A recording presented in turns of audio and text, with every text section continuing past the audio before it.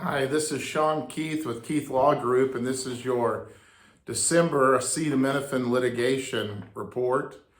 I hope everybody has a wonderful holiday season. I know it's a busy time of year with the kids, with the parents, with the spouses, with the boyfriends, with the girlfriends, with all those things. But I hope we all can take some time and enjoy it. But I did want to bring you your December report. This is an important week, this Thursday, December 7th, there will be a hearing in front of Judge Coate up in the Southern District of New York and the Manhattan Division.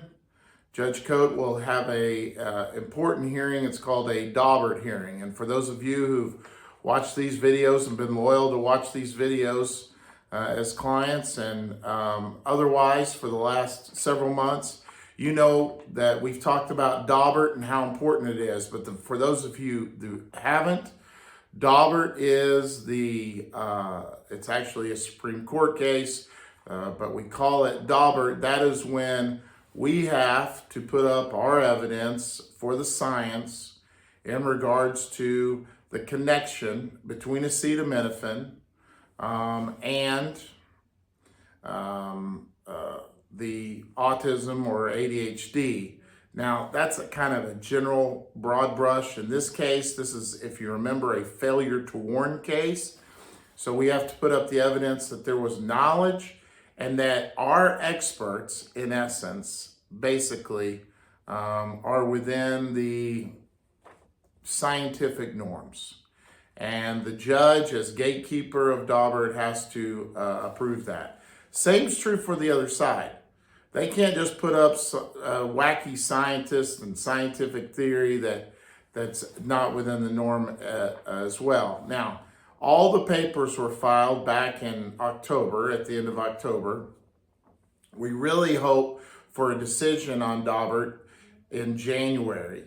Daubert's when the judge says, yes, plaintiffs, you have solid scientific theories. We don't win the case by any means, but with one stroke of a pen, the judge can dismiss all the cases if she doesn't agree that we have a good basis for our science. So that's why this is so important.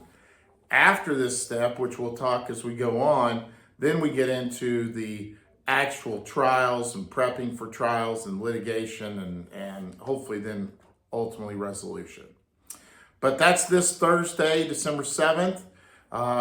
Then, of course, nothing really is going to happen the rest of December.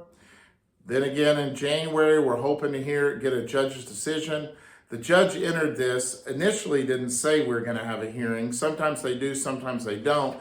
The defense pushed for it, and so she gave them, according to this order that was entered in November, a month ahead of time, she gave them 3 hours, and they're going to divide that up between our side and the defense.